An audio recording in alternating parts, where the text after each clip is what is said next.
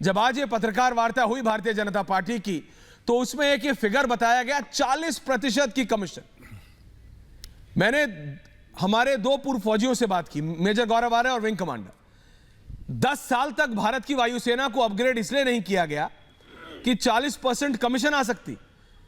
ये तो this is treason, ये तो देश के खिलाफ का काम हो गया। तो इन लोगों के खिलाफ कोई एक्शन लिया जाएगा सुधांशु जी, या सिर्फ पत्रकार वार्ता होगी? सांसद महोदय।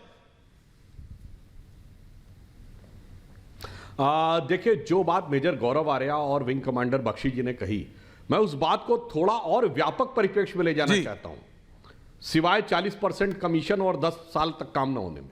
मैं एक छोटी सी बात कहना चाहता हूं। भारत वो देश है जिसने चंद्रयान और मंगलयान बना लिया, और आज से नहीं, कांग्रेस के जमाने में भी ये बात आगे बढ़ी, मगर हम हवाई जहाज नहीं बना सकते थे। ये बात हजम होने वाली है। ये बताइए, हम इंटरकॉन्टिनेंटल बैलिस्टिक मिसाइल्स बना सकते हैं।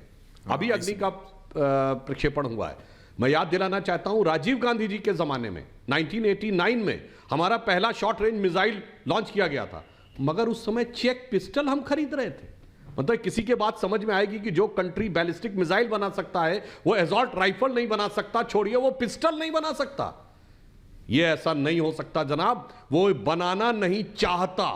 क्यों नहीं बनाना चाहता था? इसलिए कि खरीद होती रहे, कमीशन चलता रहे, अन्यथा किसी के गले नहीं उतर सकता कि इतनी इतनी बड़ी चीजें बनाने की जिन देश के वैज्ञानिकों की, इंजीनियरों की क्षमता हो, वो पिस्टल और राइफल नहीं बना सकते। इसीलिए अटल जी के जमाने में हम लोगों की वो शुरुआत नहीं हो पाई, क्योंकि पोखरण के कारण हमारे ऊपर प्रतिबंध लगे थे। मोदी जी की सरकार ने आने के बाद सबसे पहले क्या किया? डिफेंस प्रोडक्शन की शुरुआत की, इंडिजिनस डिफेंस प्रोडक्शन। आज तेजस जहाज है जो पूर्णतः स्वदेशी है। आज हमारे यहां एसॉल्ट राइफल्स का निर्माण कार्य शुरू हो गया है, गवर्नमेंट सेक्टर से भी और प्राइवेट सेक्टर से भी।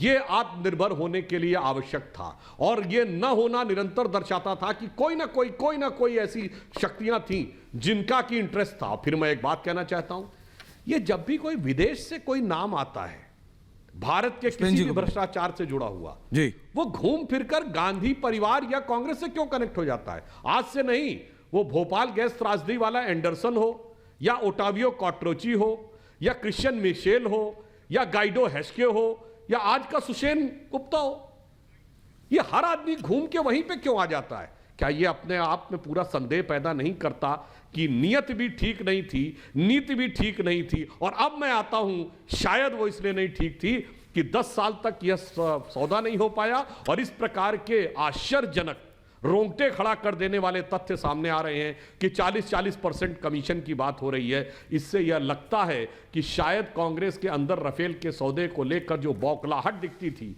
वो बौखलाहट नहीं, खिसियाहट थी कि हमने सारी तो फील्डिंग सजा ली थी, ये क्या हो गया? उनको लग रहा था पैसा हम लेके बैठ गए, और उसके बाद यह काम नहीं हो पाया क्योंकि भारत सरकार ने वह डील कैंसिल कर दी। भारत सरकार ने फ्रांस की सरकार के साथ डील की है। यह G2G है, गवर्नमेंट टू गवर्नमेंट।